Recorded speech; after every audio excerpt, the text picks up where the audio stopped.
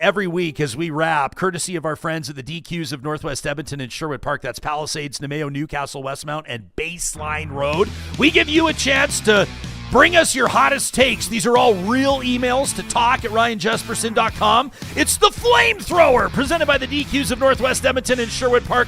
TheSco in touch with us on Danielle Smith's Breitbart interview, says, Jespo, what a good week of shows. I heard so much about Alberta's Premier and that Matt Boyle Breitbart interview that I decided to actually listen to it start to finish. What a complete nothing burger. If anything, the Premier was prime ministerial in her remarks. He wishes a good weekend to everybody. That from TheSco. What about this from Lindsay, who says, I don't know who needs to hear this, Jespo, but I'm a Canadian citizen, and I would love to remind our lovely politicians, she really is talking like a Canadian citizen, our lovely politicians, that this is Canada, not the 51st state. I'm watching this election campaign. It's like a weird episode of Keeping Up with the Candidates, and all I'm hearing is Donald Trump this, tariff, Trump that. Like, I get it. He's loud. He's orange. He's got more headlines than common sense. But what about us? What about Canadians who can't afford rent or groceries or a dang haircut that doesn't look like we lost a bet?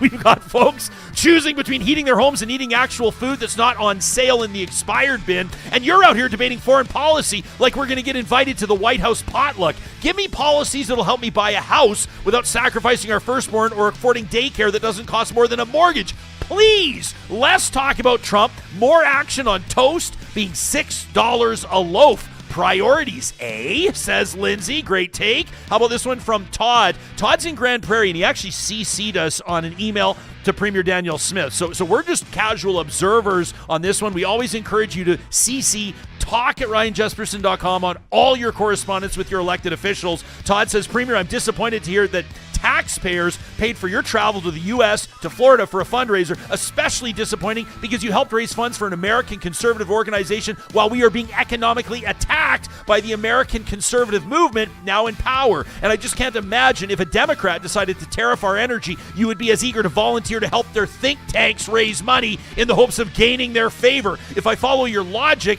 about how you deal with economic threats, then by the way you describe the federal Liberals, should I expect you to speak at a Mark Carney fundraiser in the next week or two to try to win his favor? Your actions are especially disappointing at this time because not only are you supporting the movement that's attacking our economy, you're also supporting foreign nonprofits with our tax dollars, while your government has made significant cuts to important nonprofits right here at home. Nonprofits like Inclusion Alberta, an organization that directly benefits thousands of the most vulnerable Albertans. In my city, your government, Grande Prairie, cut an operational grant to the Kool-Aid Society, a grant they relied on for decades to support programming for kids, leaving them at risk of closing their doors permanently. These nonprofits fulfill critical roles in our community, supporting vulnerable Albertans, and could really benefit from the kind of support you've given to some American conservative researchers at PragerU. As somebody who's been involved with several nonprofits and whose kids' activities have me participating in multiple fundraisers, I hope you'll support Albertans. There are many ways you could support our nonprofits: raffle tickets, traveling to our city to speak at a fundraiser, or you could just restore their grants instead of paying for plane tickets to Florida to support the Americans. That from Todd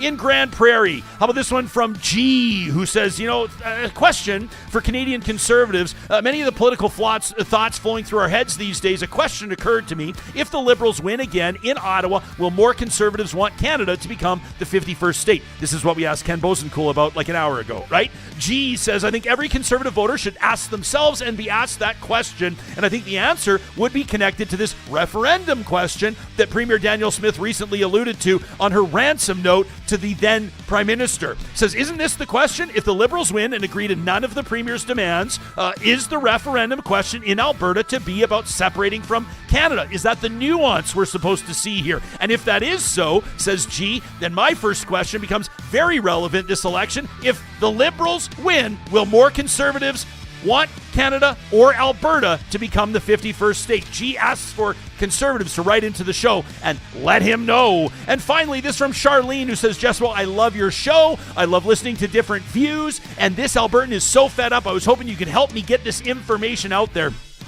Quick sidebar. You see how people have had their nonprofits mentioned? They have their events mentioned here because they turn it into a flamethrower submission and it gives us a chance to pump their tires. Back to Charlene's email. She says, I'm really frightened where our province is going and our country is potentially headed with the up-and-coming election. As an Albertan, our province should serve as a clear example of how corrupt government can get, how the corruption is becoming more blatant over time, but they're still repeatedly voted back in term after term. She says our premier's cozy relationship with President Trump should be a stark warning to anybody supporting Pierre Poilievre. Like she said, their policies are aligned. I'm tired of the premier throwing Albertans under the bus to pursue her own self-serving, short-term political interests. She's an oil and gas lobbyist in a powerful position in one of North America's largest oil-producing regions. She's blocked renewable energy projects for short-term gain, ignoring long-term economic benefits. And since I am an action-oriented person, says Charlene, I'm taking on a one-day provincial protest to stand up against it. She says people on Facebook can check out our group, the Stand Against Smith's Divide movement. It goes April 11th, next Friday, from 2 to 5 p.m., the Stand Against Smith's Divide rally at the Alberta Legislature. And she says, I'm putting out the invite to the Elbows Up movement as well. That from Real Talker Charlene. You can send us your flamethrower. Fire it up to talk@ryanjesperson.com anytime. It is proudly presented by our friends at the DQs in Palisades, Namao, Newcastle, Westmount, and Baseline Road. When you're there picking up a flamethrower signature stack burger, you make sure you let them know that Real Talk sent you. We've got another banging week of shows coming up. Make sure you subscribe to us on YouTube. Thanks for everybody that rates and reviews the podcast. And Patreon supporters, don't forget to check your email about that exclusive event. Debate night, April 17th. We'll talk to you Monday.